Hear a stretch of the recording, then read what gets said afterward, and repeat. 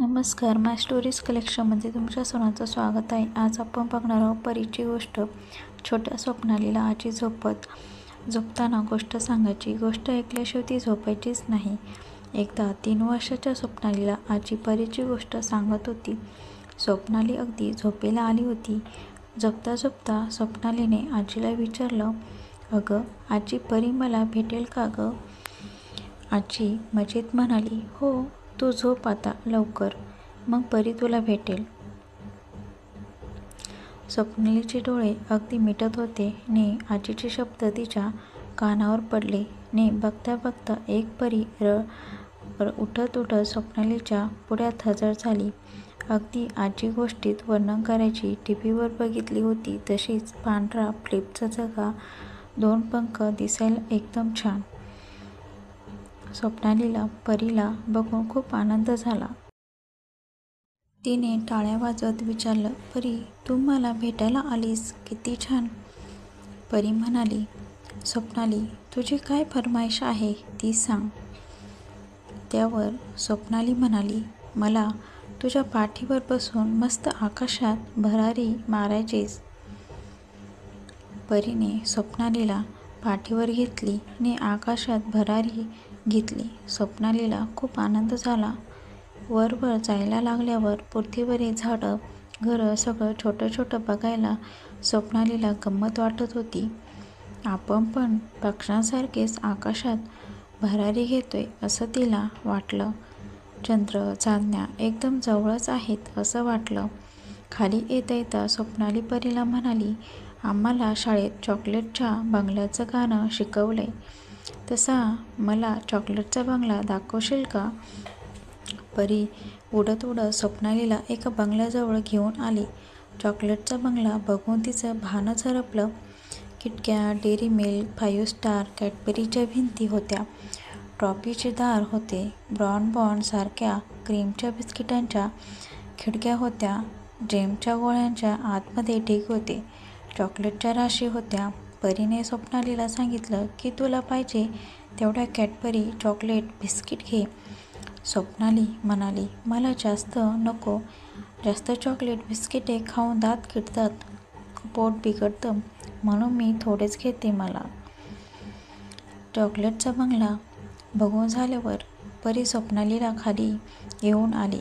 खाली आल्यावर परीने विचारलं, "आता काय करायचंय तुला?" स्वप्नाली म्हणाली, "मला सिंड्रेला बनायचंय." परीने सांगितलं, "डोळे मीट." स्वप्नालीचे डोळे मिटल्यावर परीने टाळी वाजवली नि तिला डोळे उघडायला सांगितले. डोळे उघडल्यावर परीने स्वप्नालीला आरशात बघायला सांगितलं. स्वप्नाली आश्चर्यचकित झाली. छान सिंड्रेला सारखा ड्रेस, पायात बुटं. स्वप्नाली खूपच छान दिसत होती. ती सिंड्रेला बनून बागडू लागली. परीने विचारलं, "सिंड्रेलाच्या गोष्टीतल्या सारख्या राजकुमाराला तुला भेटायला जायचंय का?" त्यावर परी लाजून म्हणाली, "मी किती लहान आहे." सिंड्रेलाच्या गोष्टीत एक परी येऊन तिचं रूप बदलायची ना, त्याची आठवण झाली म्हणून सांगितलं. "आवडलं हे रूप मला, पण आता मला पहिल्यासारखं स्वप्नालीच बनव."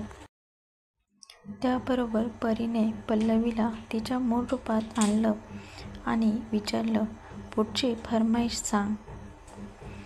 स्वप्नालीने सांगितलं की सोन्याचं अंड देणारी कोंबडी मला दाखवशील का? पण तिला तर अतिलोभाने त्या माणसाने कापून टाकलं होतं ना. परी म्हणाली, "मी तुला दुसरी सोन्याचं अंड देणारी कोंबडी दाखवते." लगेचच सोन्याचं अंड देणारी कोंबडी पुढे आली. परीने स्वप्नालीला विचारलं, "तुला सोन्याची किती अंडी हवेत?" स्वप्नालीने सांगितलं, "एक मला, आईला एक, बाबांना एक आणि आजीला एक." परीने कोंबडीला 4 सोन्याची अंडी द्यायला सांगितलं, तर कोंबडीने तिला 4 सोन्याची अंडी दिली. स्वप्नाली म्हणाली, "अतिमोह चांगला नाही. मला एवढीच सोन्याची अंडी बास. आता या कोंबडीला जाऊ दे." त्यावर परीने कोंबडीला गायब केलं. स्वप्नालीने सांगितलं. परी, मिडास राजासारखं हात लावीन तिथे सोने हा वर मला मिळवून देशील का? कोरोनामुळे माझ्या बाबांची कंपनी बंद पडली. आई बाबा आजीला खूप टेन्शन आहे. आता आमच्याकडचे पैसे पण संपत आलेत. मग मला थोड्या गोष्टी सोन्याच्या मिळाल्या तर आमच्या घरचे सगळे खुश होतील. ते विकून आम्हाला पैसे मिळतील. परी म्हणाली, हो, डोळे बंद कर. मग परीने टाळी वाजवली आणि स्वप्नालीला डोळे उघडायला सांगितले. स्वप्नालीने प्रथम तिच्या गळ्यातील मोत्याच्या माळेला हात लावला. लगेच ती माळ सोन्याची झाली. मग तिने हातातल्या बांगड्यांना, पायातल्या पैंजणांना हात लावला. ते पण सोन्याचं झालं. स्वप्नालीला खूप आनंद झाला. पण आजीने सांगितलेली मिडास राजाची गोष्ट तिला आठवली. अतिलोभ केल्याने त्याची मुलगी पण सोन्याची झाली आणि मग त्याला पश्चाताप झाला. ते आठवून स्वप्नाली घाबरली आणि ओरडून लागली, नको नको, मला हा वर नको. मला माझी आई, बाबा, आजी हवेत. परी म्हणाली, ठीक आहे, घाबरू नकोस. तुझे आई, बाबा, आजी सोन्याचे होणार नाहीत. मग स्वप्नाली परीला म्हणाली, परी, आम्ही कोरोनाने सगळे हैराण झालोय. शाळा बंद, कुठे जाता येत नाही. कित्येक जणांचे नातेवाईक बाप्पाकडे गेले. कित्येक जणांच्या नोकऱ्या गेल्या. काही जणांना पोटभर जेवायला पण मिळत नाही.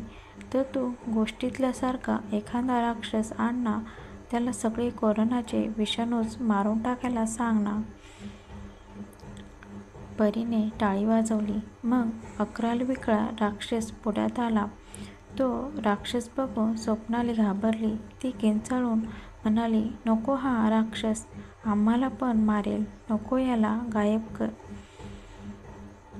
स्वप्नालीचं असं बडबडणं ऐकून तिच्या आजीने तिला हलवलं आणि म्हणाली, स्वप्नाली, अगं जागी हो. काय झालं? काय आहे बडबडतेस?